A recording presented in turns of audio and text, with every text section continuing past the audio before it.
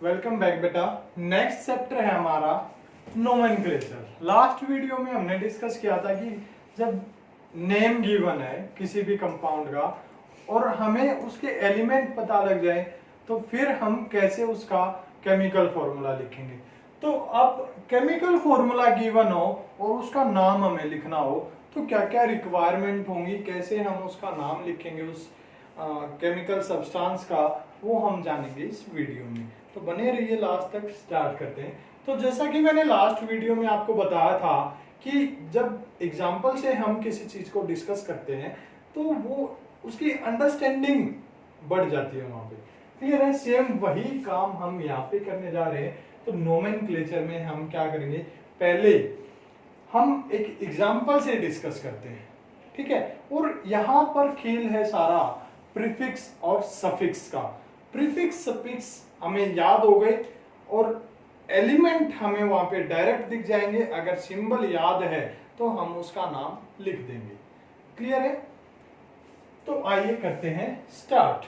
तो पहले तो देखो बेटा, हमें ये पता होना चाहिए कि किसकी इलेक्ट्रोनेगेटिविटी ज्यादा है, किसकी इलेक्ट्रोनेगेटिविटी कम है। तो पीरियोडिक टेबल जब मैंने करवाई थी आपको, वो यहां पर भी यूज होगी। वैसे आपको बता देता हूं, वो पीरियोडिक टेबल कुछ ऐसी थी, उसका शॉर्ट सा आपको डेमो दे देता हूं। कुछ ऐसी थी बेटा वो पीरियोडिक टेबल, अगर आपको याद है तो। थी ना कुछ ऐसी? ये होगी हमारी पीरियोडिक टेबल। ये था हमारा एस ब्लॉक, ये डी ब्लॉक, ये पी ब्लॉक और यहां था हमारा एफ ब्लॉक, जो कि हमने डिस्कस नहीं किया था और ना करने की जरूरत है। अब देखो, यहां थी हमारी एस और डी में मेटल थी। क्या थी? इस पोर्शन में हमारी मेटल थी सारी। फिर यहां से हमारा खेल स्टार्ट हुआ था कुछ ऐसा करके। ये है हमारा मेटलॉइड, मेटलॉइड, और ये है हमारी नॉन मेटल। क्या हमारी बेटा? Non metal. अब देखो, आपको इलेक्ट्रोनेगेटिविटी का बता देता हूं। इलेक्ट्रोनेगेटिविटी क्या होती है? किसी भी एलिमेंट की टेंडेंसी होती है इलेक्ट्रॉन को अट्रैक्ट करने की। जो बॉन्ड के जो बॉन्डेड जो इलेक्ट्रॉन है उनको अपनी तरफ अट्रैक्ट करने की। मान लो कार्बन के साथ एक क्लोरीन जुड़ा हुआ है बॉन्ड में, बाकी सारे मोनोवेलेंट कोई भी एटम है, हाइड्रोजन हो गया। अब मोनोवेलेंट पे मत जाओ बेटा, ये बताऊंगा आपको। ये हाइड्रोजन हो गए सारे, ठीक है। तो क्लोरीन की एक टेंडेंसी है कि ये बॉन्ड के जो दोनों इलेक्ट्रॉन हैं इनको अपनी तरफ ये अट्रैक्ट करता है। यानी कि इन दोनों इलेक्ट्रॉन के जो झुकाव है वो किसकी तरफ रहेगा? क्लोरीन की तरफ। अगर ये बॉन्ड टूटता है और ये दोनों इलेक्ट्रॉन फ्री होते हैं तो इनको कौन अपनी तरफ अट्रैक्ट करेगा? देखो, बॉन्ड है तब तक तो दोनों का है, ये कार्बन की भी उतनी पार्टनरशिप है और क्लोरीन की भी। लेकिन जैसे ही ये बॉन्ड टूटा तो ये दोनों इलेक्ट्रॉन किसकी तरफ जाएंगे? क्लोरीन की तरफ। क्यों? क्योंकि इसका कैरेक्टर कैसा है? More electronegative as compare to carbon. क्योंकि इसकी टेंडेंसी है कि ये इलेक्ट्रॉन को स्ट्रांगली अट्रैक्ट करता है किसकी तरफ? अपनी तरफ, ठीक है। जैसे क्या होता है कि मान लो एक कंपनी में वर्कर हैं 300 और उसके ओनर 2 हैं। एक का नेचर क्या है? काफी अकड़ू टाइप, और एक का नेचर है काफी शांत स्वभाव। वो सभी को आराम से बोलता है, उनको कोई प्रॉब्लम होती है उसको सोल्व भी करता है। यानी कि वर्कर्स को अपनी तरफ अट्रैक्ट करने की टेंडेंसी उसकी ज्यादा है, ठीक है। बिहेवियर से लगा लो या पैसे से लगा लो, कैसे भी। तो सेम यहां पर है कि क्लोरीन की एक टेंडेंसी है कि वो इलेक्ट्रॉन को अपनी तरफ अट्रैक्ट करता है, तो इसकी इलेक्ट्रोनेगेटिविटी होगी ज्यादा। अब पीरियोडिक टेबल की बात करते हैं।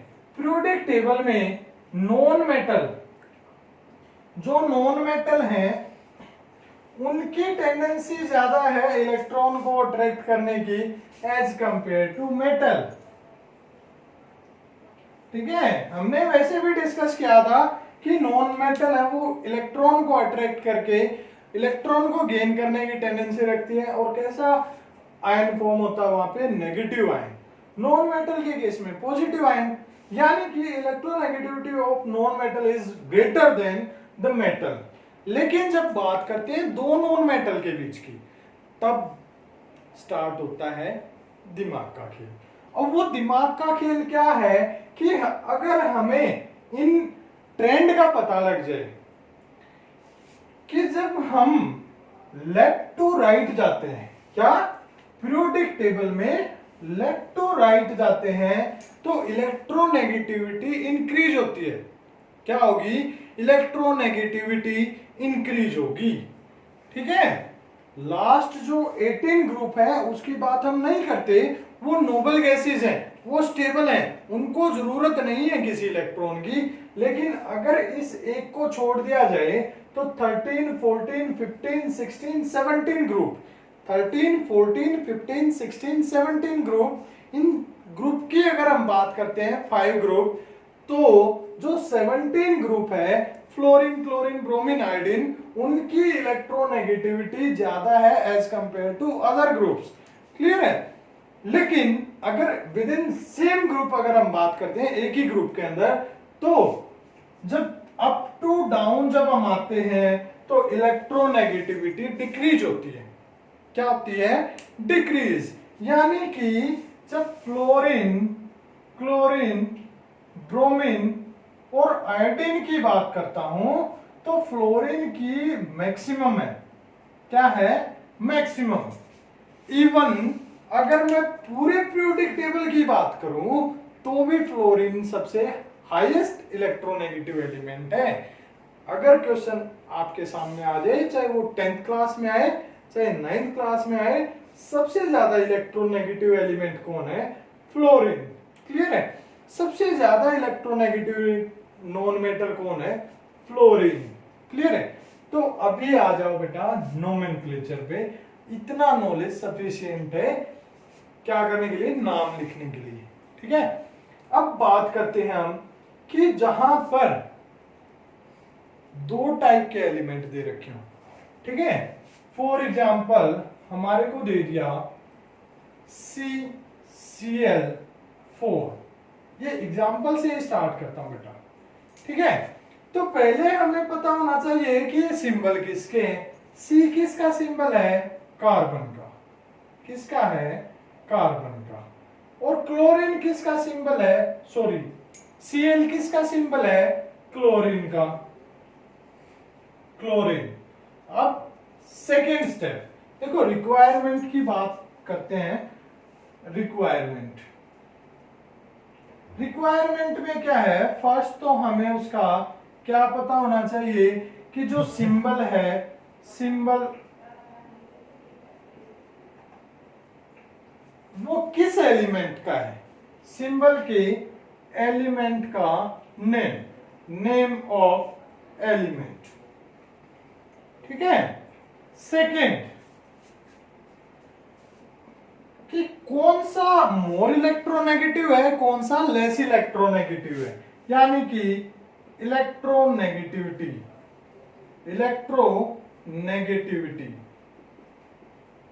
किसकी ज्यादा है। ठीक है। तो देखो कार्बन और क्लोरीन किसकी इलेक्ट्रोनेगेटिविटी ज्यादा है। देखो यहां से स्टार्ट करते हैं। Boron, carbon, nitrogen, oxygen, fluorine. यहां लिख देता हूं बड़े बड़े अक्षरों में, boron, carbon, nitrogen, oxygen, fluorine. Fluorine के नीचे आता है क्लोरीन।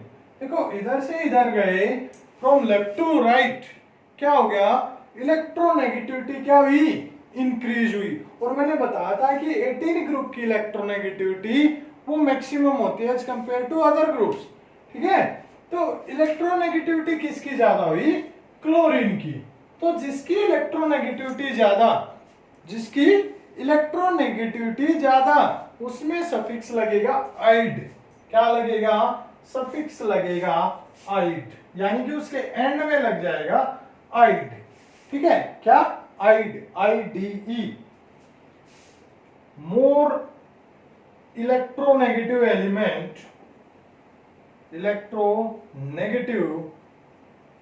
एलिमेंट जो होगा उसमें सफिक्स लगेगा आइट, क्या लगेगा, आइट। ठीक है बेटा, यहाँ शॉर्ट फॉर्म में लिख रहा हूं, जो बोल रहा हूं उसको ध्यान से सुनना है। जो मोर इलेक्ट्रोनेगेटिव हो गया उसके साथ में लग गया आइड, यानी कि क्लोरीन का बन गया क्लोराइड। क्या बन गया, क्लोराइड। तो लिख लेता हूं इसको, देखो यहां मैं इसका नाम लिख रहा हूं। नोमेनक्लेचर होता है नाम लिखना किसी चीज का, ठीक है, नामकरण, जैसे छोटे बच्चे क्या करते हैं। तो ये हो गया क्लोराइड। अब जो दूसरा एलिमेंट बचा उसका नाम लिखेंगे सेम, क्या था, कार्बन। क्या लिख दिया मैंने, कार्बन। अब आप सोचोगे नाम हो गया पूरा, नहीं हुआ। क्या नहीं हुआ, नाम पूरा नहीं हुआ। क्यों नहीं हुआ, अब देखो जो मोर इलेक्ट्रोनेगेटिव था जिसके पीछे आइड लगा था, उसमें कितने नंबर ऑफ एलिमेंट प्रेजेंट हैं, वो 4। कितने प्रेजेंट हैं, 4। ठीक है, number of more electronegative elements वो हम काउंट करेंगे। ठीक है, तो कितने हो गए, 4। देखो 1 के लिए लगता है मोनो, 1 के लिए मोनो, 2 के लिए डाई या बाई, 3 के लिए ट्राई, 4 के लिए टेट्रा, 5 के लिए पेंटा। क्या लगेगा बेटा, पेंटा। 6 के लिए हेक्सा। क्या लगेगा, हेक्सा। नहीं दिखाई दे रहा हो तो ऊपर लिख देता हूं। 7 के लिए लगेगा बेटा हेप्टा, 8 के लिए ऑक्टा, 9 के लिए नैनो और 10 के लिए डेका। ठीक है, सॉरी नैनो नहीं, नोना। क्लियर। तो ये चीजें हम यूज करते हैं। ये क्या यूज करेंगे, प्रीफिक्स यूज करेंगे मोर इलेक्ट्रोनेगेटिव एलिमेंट के नाम से पहले। यहां पर कितने हैं, 4, तो क्या लग गया, टेट्रा। क्या लग गया, टेट्रा। तो जो मोर इलेक्ट्रोनेगेटिव एलिमेंट था उसमें प्रीफिक्स यूज कर देंगे, किसके बेस पे, कि कितने नंबर ऑफ एलिमेंट उसके प्रेजेंट हैं। ठीक है, कितने नंबर ऑफ एलिमेंट वहां पर प्रेजेंट है।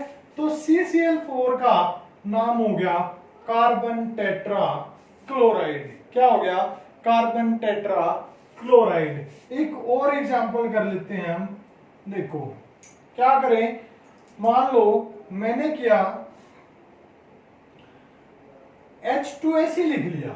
देखो जो हमने लास्ट वीडियो में किया था उसका जस्ट अपोजिट H2S वहां पे लिखा था। देखो हाइड्रोजन, H के लिए हाइड्रोजन, पहले तो हमें इनके नाम पता होना चाहिए। Hydrogen S sulphide. क्या हो गया, S हो गया हमारा सल्फाइड। सल्फाइड हुआ या सल्फर हुआ, सल्फर। क्या हुआ, सल्फर। फिर देखेंगे कि दोनों में से मोर इलेक्ट्रोनेगेटिव कौन है। तो देखो हाइड्रोजन तो यहां आता है और सल्फर ऑक्सीजन वाली फैमिली में आता है। कौन मोर इलेक्ट्रोनेगेटिव हुआ, सल्फर हुआ, इसलिए इसके साथ क्या लग गया, सफिक्स लग गया आइड। तो ये बन गया सल्फाइड। क्या बन गया बेटा, सल्फाइड। और पहले वाला नाम रह गया एज इट इज, हाइड्रोजन रह गया एज इट इज। अब देखो सल्फर कितने हैं, 1, तो मोनो लग जाएगा, हाइड्रोजन मोनोसल्फाइड। ठीक है, अब मोनो लगाओ या ना लगाओ वो आपकी इच्छा होती है। ठीक है, क्योंकि 1 है, मैंने लास्ट वीडियो में भी बताया था, अगर ना लगा रखा हो 1 उसका ऑटोमेटिकली ये मीन होता है कि वो क्वांटिटी में 1 है। तो मोनो लिखोगे तब भी ये सल्फाइड एक ही है और नहीं लिखोगे तो भी एक ही है, हाइड्रोजन सल्फाइड। इसीलिए आपको हर जगह क्या मिलेगा, हाइड्रोजन सल्फाइड लिखा मिलेगा, मोनो नहीं मिलेगा। क्लियर है, तो ये हो गया हमारा क्या, नोमेनक्लेचर। क्लियर है बेटा, thank you, have a nice day. एक एग्जांपल और करेंगे, ठीक है, इसी वीडियो में कर लेते हैं। चलो एक एग्जांपल और कर लेते हैं इसी वीडियो में। ठीक है, वो हो गया हमारा, मान लो C2H5, ये हो गया C2H5, या फिर C2H6 कर लो, C2H6 कर लिया हमने, ठीक है। तो क्या होगा, देखो C किसके लिए, कार्बन के लिए, किसके लिए, कार्बन के लिए, और H किसके लिए है, हाइड्रोजन के लिए, किसके लिए, हाइड्रोजन के लिए, ठीक है। किसके लिए हो गया, हाइड्रोजन के लिए। ये तो हाइड्रोकार्बन हो जाएगा बेटा, इसको छोड़ दो, चलो छोड़ देते हैं इसको।